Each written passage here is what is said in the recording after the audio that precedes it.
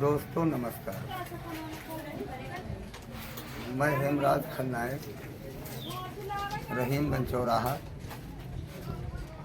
थाना Nasirabad, district Raebareli. New Sai theatre संगीत party की तरफ से आप सभी भाइयों बहनों माताओं को नमस्कार।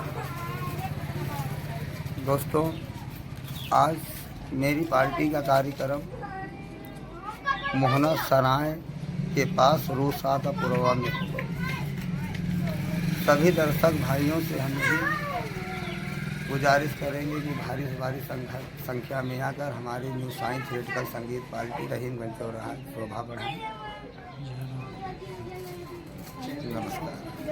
हाँ, ये रहे हमारे पार्टी के मैनेजर लखपति कमेडियन। दर्शक भाइयों से कुछ कहना चाहते हो मैनेजर साहब? और हम यही चाहते हैं कि हमारा प्रोग्राम अच्छा चलता है।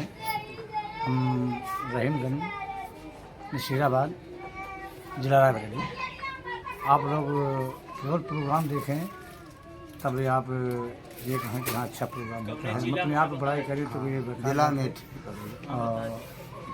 अच्छा प्रोग्राम होता है। अभी नई पार्टी चलाए हैं, 1 महीना हो गया, हमारा 4-6 प्रोग्राम हो चुके हैं और प्रोग्राम भी बुकिंग हो चुके हैं।